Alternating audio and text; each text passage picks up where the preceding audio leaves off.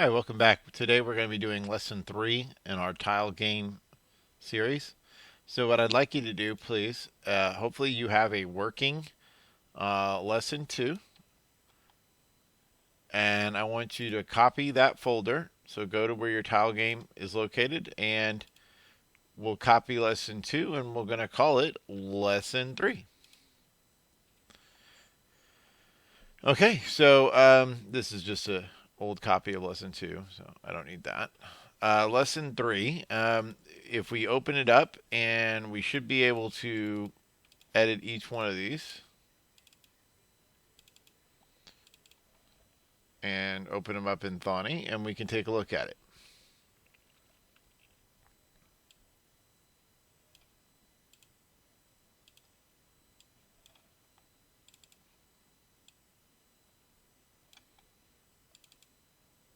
Okay. All right. I've got settings and main open. I need to open one more. Let's open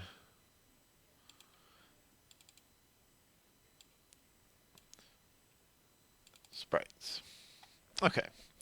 So currently we have a square that we can move around the screen. Let's take a look at it one more time by running main. And you can see that we're able to move across the screen in 8 different directions. Okay. What we're going to do now is we're going to add some walls that we can draw to our tile game. So our wall is actually going to be a sprite. So let's go ahead and go to our sprites class, and we're going to be adding our sprites module. We're going to be adding another class. What I'd like to show you is that you can change your view options a little bit. One of the things I want to go over is if you go to tools and then options, I have on my editor, I have highlight local variables, and you'll see that makes my self be italicized. I definitely like that. I also have line numbers on, and I highlight parentheses, and I'm matching names. So that's a good thing to use, I think. One of the things I have done is I have assistant turned off. You'll notice that I do not have assistant automatically turn on, and because I think the assistant gets a little bit too annoying. If I ever want the assistant, I will turn it on. And what I'd like to do is turn on view. And one of those that's nice to have is this, not program tree. That's not what I want. I want the outline. And so the outline is really helpful. It allows you to navigate to different methods and classes quickly and easily. And as this code gets longer and longer, we're going to find having that outline available is really helpful. So let's scroll down to the end of the player class, and we're going to create a new class called wall. And our wall will be a sprite.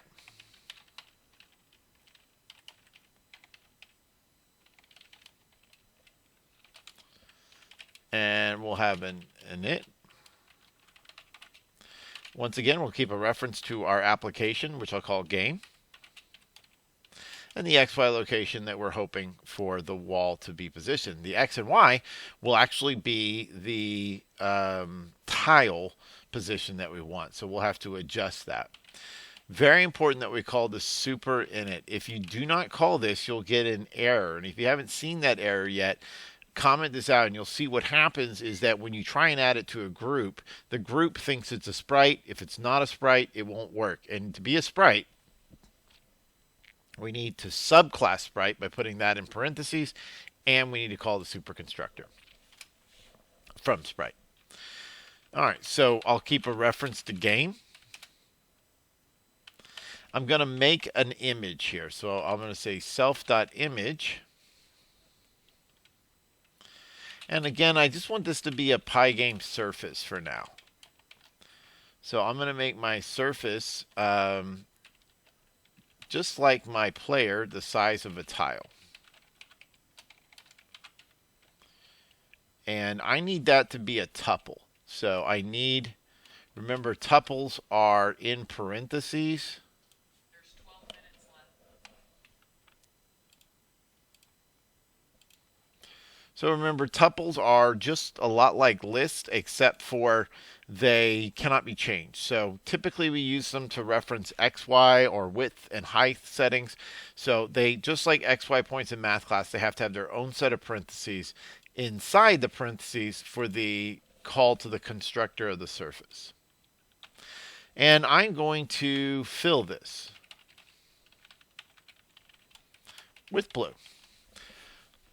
By way of review, we are just making a surface for our image, but we need to store it as self.image. That's really important, because when we use the method in our main module, remember, in our main module game loop, we call self.spriteGroup.draw. So, and we tell it to draw it on the screen. What that method does is it paints each sprite's image onto what I pass it, which in this case is our screen. And the image is stored in a instance variable called self.image. If you don't have a self.image in your sprite, it will not be able to draw it. So it's very important, no matter what I use, whatever I want to have drawn to my screen, I need to call it self.image. All right. Next, we need a rectangle. So we need a rectangle so that we can position it in the right location. So that's self.rect, and I'll just use the rectangle that belongs to the surface. And so I just say my image surface, so self.image, and my favorite method, getRect. Now I can position that rectangle. We're actually positioning the upper left-hand corner of the rectangle by using the X variable that I set. Now that X variable is actually the column of the tiles I want to be. So I'm going to take it and multiply it by the tile size so that I get it in the correct tile.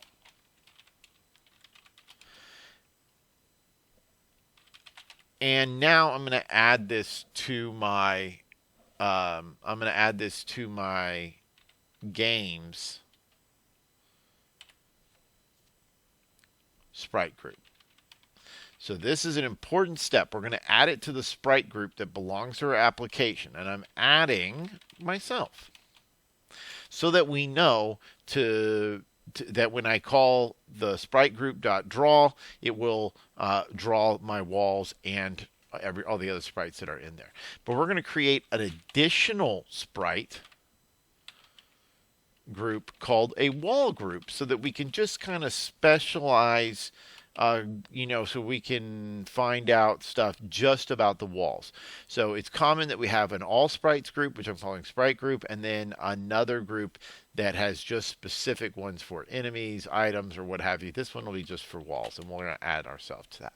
But since I'm adding to a wall group from our application, remember, our application is the link to our application is stored in self.game. I just want to make sure that we understand what's happening there. So I'm just going to kind of use a quick picture here. The game is an application. So from our application in our init, we create a wall. We also create a player. So when we create a wall, though, we want to be able to have access to all of these methods that we write on our application and all of those variables, such as the sprite group and the wall group. So I have to make a link that goes back to it that I can follow to get back to my application. And that's what self.game is. So we're going to pass a copy of our application to game, store it in self.game so I can access the wall group. But I can't access it until I make it. So let's go back to our initializer in main. And we'll say self.wallGroup pygame.sprite.group. And I'm actually just going to do a little bit of refactoring here. I'll tell you what, I've got my clock kind of down here. I want to have I've had it in a couple different places. I want to put it right up there. That clock is used for handling our frames per second. And I'm going to label what each one of these groups do. So this is all sprites group. And I'll comment this one is going to be a sprites group for walls. And when I create a wall, it's going to automatically, let's call this, we can actually just say sprites. I don't need to keep a reference to it, dot wall. And we have to send, to create a wall, we have to send it a copy of our game and an X and Y location. So the copy of my game is myself. And I'm going to send it 20 and 10.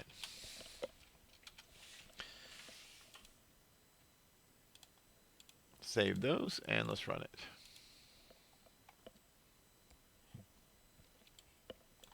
So I now have a player and a wall. And that's it. And now let's see if we can't add some more.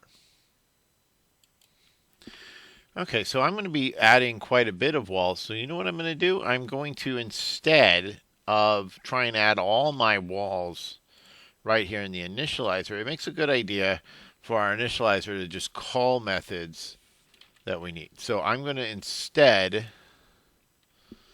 just call a method that I'm going to say called load walls.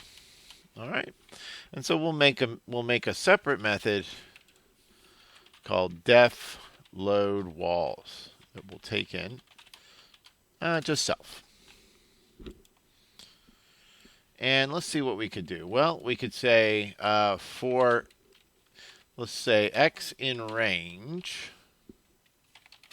Now the range function takes in a first number that you start at, a second number that you will go up to but not reach, because when you reach it you stop, and the third number is what you want to count by, and we'll just count by 1.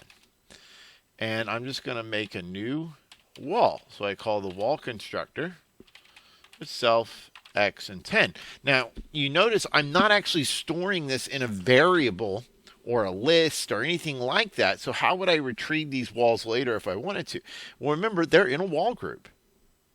They're in they're in a wall group and they're in a sprite group, so I can access them that way if I need to. But really, I just need them to be in that wall group so I can see it. And now I'm behind that. So you see I've created a wall at each one of these locations here, starting at tile 10, then 11, 12, 13, 14, 15, 16, 17, 18, and 19. So I've created a wall. All right, so then what can we do with this? Well, you've got this load walls. We used a loop, and so I'd like you to, before the next lesson, play around with, making different wall designs and seeing what you can create using loops and other kind of control statements, and see what kind of cool structures you make. Then in the next lesson, we'll look on handling collisions between our player and those walls. So we'll just go ahead and stop there at this lesson, and I'll see you in the next one.